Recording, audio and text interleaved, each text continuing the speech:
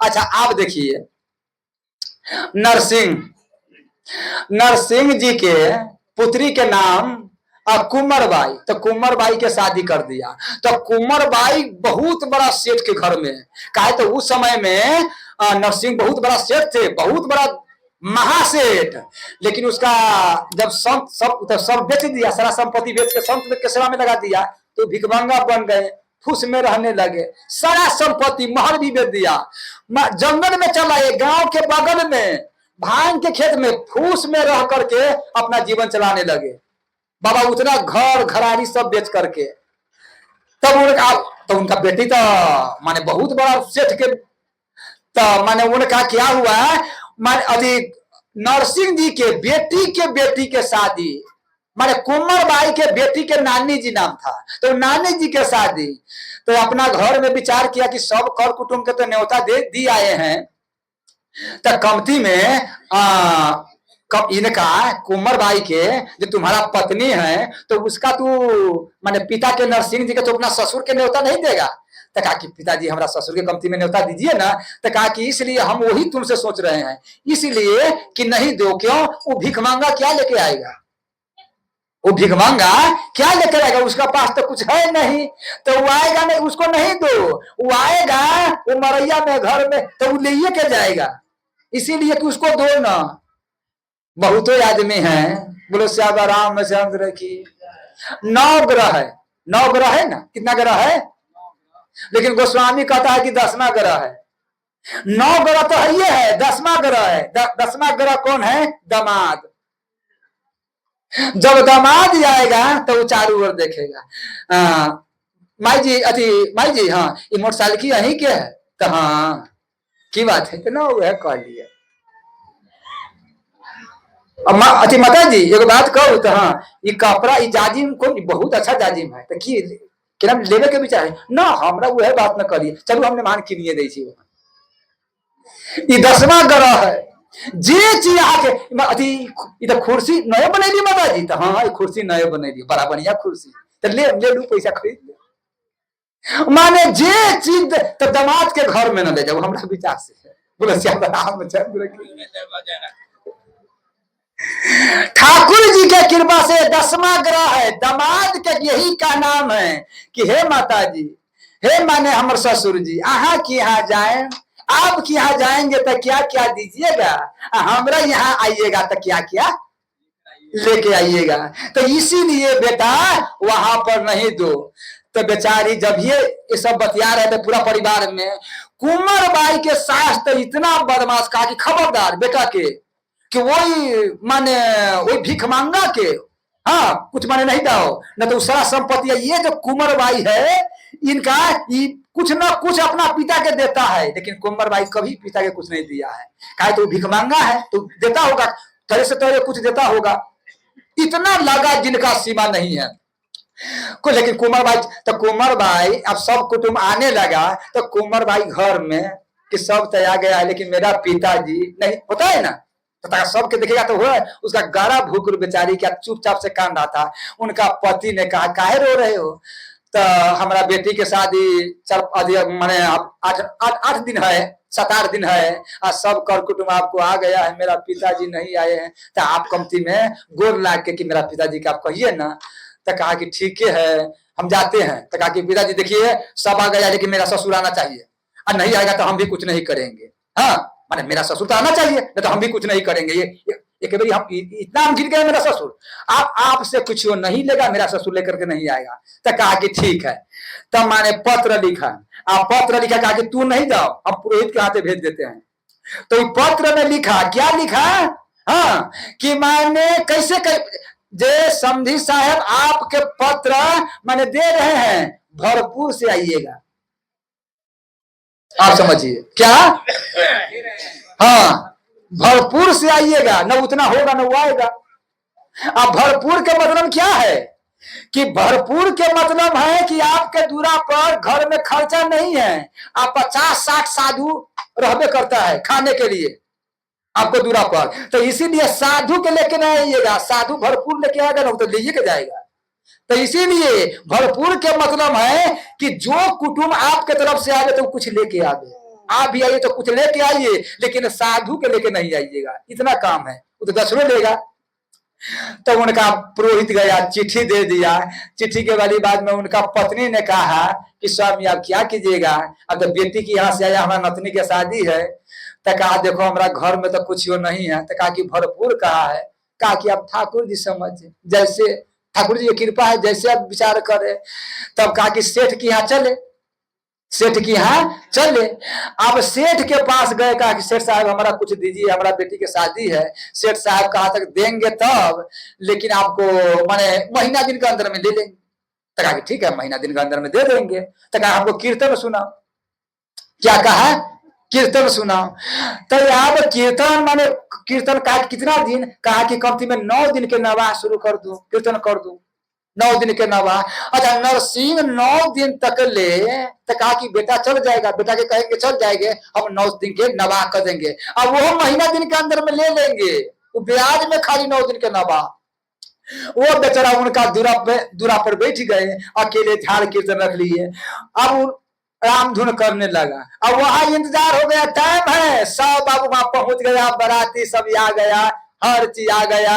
अभी कुंवर भाई देहरी पर रह रखे ताकि कि आज शाम अब बड़ा सब आ रहा है, हमारा पिताजी, अब सब का कुटुंब आ गया। वो बार बार देखिए ठाकुर जी ने कहा कि बाहरे नरसिंह ये 9 दिन से कीर्तन में है, अब बेटी के शुद्ध सब समाप्त है, अब बेटी बार बार देरी पर आ रहा है कि सब आ गया है, आ गया। ये तो बड़ी मुश्किल कर दिया। हाँ तो माने तैयारी हुआ, जब ये ठाकुर जी ने तैयारी हुआ प्रभु, तो माने हनुमान जी ने कहा सरकार आप कहा ऐसे ऐसे वाली बात है। उसमें माने हनुमान जी, जामवंत, नल, नील, विभीषण, सुग्रीव जितना जो परिकर था, कहा कि सरकार हम भी चलेंगे। तो तू कहां जाओगे? कहा कि नहीं उसमें हम भी चलेंगे, नरसिंह के बेटी की शादी है। तो कहा कि सब कोई भेष बना लो। अब सब कोई भेष बना लिया, भेष बना करके नरसिंह के भेष धके कहते हैं कि महाराज जी 11 गाड़ी पर सामान लाद करके तब वहां जूनागढ़ में अपना बेटी की यहाँ पहुंचा। अब 11 गाड़ी के लाइन, जब भी अब पाग बना हुआ है ठाकुर जी नरसिंह भेष में, पाछे पाछे सब है, जा करके देखा। अब तो पिताजी का इनका क्या मालूम है, नानी बाई अथी कुंवर बाई के की ये ठाकुर जी अब पैर पर गिरा। पिताजी आप आ गया, कहा बेटी चिंता मत करो, हाँ बेटी चिंता मत करो। आप वही कुंवर बाई के थोड़ा विचार कीजिए, कितना तपस्या किया होगा, कितना तपस्या किया कि वो आज परमात्मा के पैर पर पिता समझ के गिरा हुआ है। सुधारने वाली बात है। नानी बाई ने कहा पिताजी लेट कहाँ हो गया? कहा कि बेटी सब सामान कि बेटी सामान सब इतना है, क्या 11 गाड़ी में सामान है। तब अपना पति के कहा, सबके कहा, देखिए करके कहा कि इतना सामान। कहा कि समधी साहब एक उपाय कीजिए, इसमें बहुत है, जे माने बरियाती है वो सबके सोना के कटोरा इसमें है, सोना के प्लेट है और सोना के थाली है, सब बराती अपना अपना घर ले चला जाए, उसी में दीजिए। गाड़ी में सामान सब है, माने जे चीज सामान रसगुल्ला सब गाड़िए में है। अब जे बरियाती के मिला, वो बरियाती कहा कि भाई का सब के हो गया। कथा है नाभाजी लिखे कि जे बरियाती के हाथ में पड़ा, वो रास्ते में तो पता कहूं बिहार खोनी प्लेट न ले ले भाग गया वो प्लेट लेके। अब इतना सामान जो सोना के मिले, अब उतना कौन सारा सामान लेके बराती सब व्यापारी इतना खाया पिया सब मस्त हो गया। तब कहा कि तब आप सामान इतना उबरा। तो नरसिंह ने कहा कि समधी साहब तो इतना सामान हम कहाँ ले जाएंगे, आप ये सामान आप ही रख लीजिए। कहा कि समधी साहब आप तो गरीब है, इतना सामान कहाँ से हो गया? कहा कि इतना सामान कहाँ से न होगा, देखिए हम जो है राजन कीर्तन करते हैं, ठाकुर जी के कीर्तन करते हैं, तो कीर्तन करते हैं ठाकुर जी ने कोई व्यवस्था किया। तो कहा कि बेटी अभी सामान सब रख लो, हम टायर लेके खाली सारा सामान वहीं पर। समझी ना ये कहाँ रखे? कहा कि अब ब्राह्मण को दे दो, दान दक्षिणा दे दो, बेटी दामाद के दे दो। और वहां से ठाकुर जी ने गरीब लेके अंतर्धानी हो गया। अब बिहान तब जब उसका तब ध्यान टूटा, 9 दिन हो गया, तब कहा कि आप रुपया लो। तब इनका मालूम हुआ कि ऐसे वाली बात है, वो तो बरियाती चला गया, इना हो गया। अब वहां से आया, पत्नी ने कहा कि आप तो वहां पर है, अरे आपको मालूम नहीं या बरियाती चला होगा, आप कैसे जाइएगा? तब तक कहा तो गलती हो गई तो बड़ी मुश्किल हो गया। अब वहां से उनका समधि माने दामाद बेटी, हाँ, वो अपना टायर बल पर चढ़ करके आके प्रणाम किया, समधि साहब हम गलती किए हैं, हमको क्या पता कि आपको महिमा यज्ञ में बारे माफ कर दीजिए, इतना सामान आपने दे दिया। कहा कि पागल है, हम तो यही पर कीर्तन कर रहे हैं, हम कहाँ गए हैं, हम कहा गए हैं? तब इन्हें कहा, कुंवर भाई ने कहा कि पिताजी आपको दिमाग का 7 माने 11 टायर सामान गरी सामान लेकर के गए हैं, आप कहते हैं कि कुछ नहीं। कहा कि बेटी हम नहीं गए हैं, हम आज तुमको प्रणाम करते हैं बेटी, तुम्हारा चरण के धूल माथा में लगाते हैं, हमारा भेष में हमारा ठाकुर जी ही माने चले गए हैं तुम्हारा सेवा करते। बोलो श्यामा रामचंद्र की जय जय सीताराम। इसीलिए कहते हैं, क्या कहते हैं कि परया काजू लगी तनु पर रही, परया काजू पर धारी राम सिया समेता, धारी राम सिया, तारस के नहीं गुरु गवन के, तारस के नहीं गुरु तारस की यही गुरु गवन के, तारस की यही गुरु। बोलो श्यामा रामचंद्र की जय जय सीताराम। अब तब बहू के उतार दिया, पर मन क्या बेटी तुम रहो, तब सब कोई अपना अपना भवन में चले गए। अब तीनों रानी बेटा पुत्र तो अपना भवन में चले गए, अब तीनों रानी और दशरथ जी महाराज अपना भवन में जाते हैं। अब 4 कोई है, वही भवन में कौन है? 4 आदमी, दशरथ महाराज है और तीनों रानी है, और कौशल्या माता, केखी माता और सौमित्रा माता। तो होता है ना पति में कि आप जब गए हैं तो कैसे जनक जी महाराज मान पान किए, होता है ना अपना में, वहां पर कैसे मान पान किया है, कैसे रखा है, माने किसी को दिक्कत हुआ है, कितना खुशी में, कैसे शादी हुआ है, शादी में तो कोई कपड़ फोड़ तो नहीं ना हुआ है। अब क्या अभी शादी में कहीं कहीं सुनते हैं शादी में कि लड़के के भाई के मार लग जाता है, कहीं कहीं सुन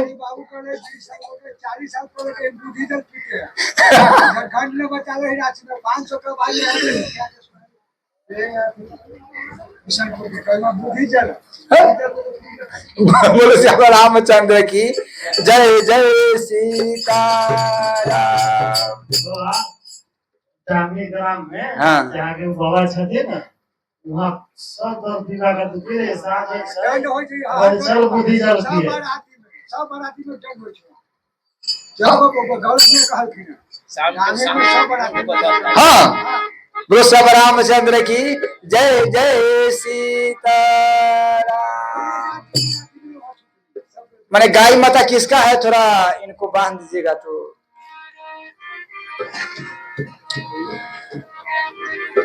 बोलो श्यामा रामचंद्र की। हाँ, तब ठाकुर जी की कृपा से क्या हुआ, महादेव जी महाराज तब मैंने पूछा कि आपका कैसे रखे हैं, कैसे, तो कहते हैं कि जनक राज गुणशील बराई, जनक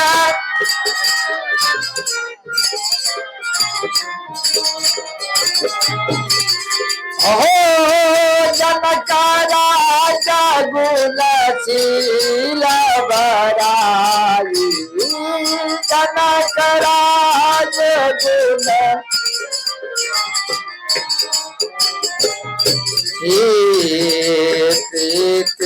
रीति न जाई सुहाई,